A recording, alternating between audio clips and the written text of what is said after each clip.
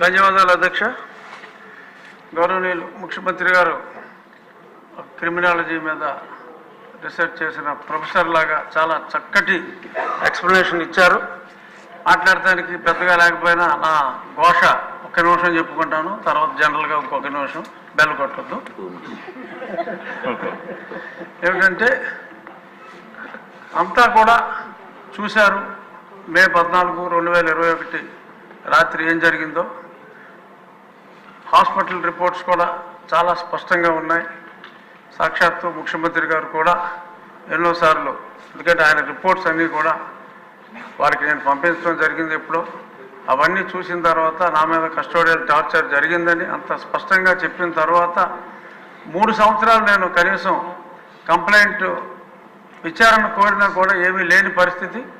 చిట్ట చివరికి ప్రభుత్వం మారి సుపరిపాలన చంద్రబాబు నాయుడు గారు ముఖ్యమంత్రిగా ప్రమాణ స్వీకారం చేసిన తరువాత నా కేసు రిజిస్టర్ చేయడం జరిగింది. మరి రిజిస్ట్రేషన్ అయితే అయింది కానీ ఇప్పటి వరకు విచారణ ప్రారంభించలేదు. అందుకు బాధ్యులైన ప్రధానమైన అధికారులు 307 అటెంప్ట్ మర్డర్ కేసు అంత స్పష్టంగా ఉన్నప్పటికీ జనరల్గా పోలీస్ డిపార్ట్మెంట్లో ఒక కేసు ఉన్నప్పుడు ఇమ్మీడియట్గా అధికారులను సస్పెండ్ చేయడం అనేది దట్స్ ద నామ్. ఇక్కడ ఇంకా అది జరగలేదు. సో కొంచెం అటువంటి అధికారాన్ని డీజీ స్థాయి అయినప్పటికీ కూడా శిక్షిస్తే పోలీసుల్లో కూడా ఇటువంటి వెధవ పనులు చేయకూడదని ఒక క్రమశిక్షణ అనేది వస్తుంది.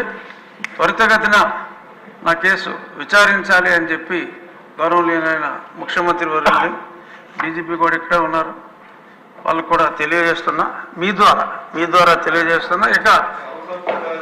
ఇక ఉద్యోగస్తుల్ని టీచర్ల మీద కేసుల గురించి ముఖ్యమంత్రి గారు సభాముఖంగా ఆ కేసులు త్వరలో ఎత్తివేస్తామని చెప్పారు.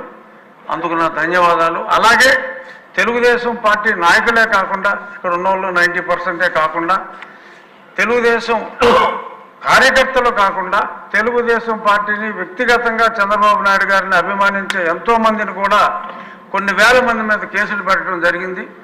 ఆ హెరాస్మెంట్ అనేది చాలా దారుణంగా ఉంది. వాళ్ళు పోలీస్ స్టేషన్ చుట్టూ ఏదన్నా ఛార్జ్షీట్ అయితే కోర్టుల చుట్టూ తిరగలేని పరిస్థితుల్లో ఉన్నారు.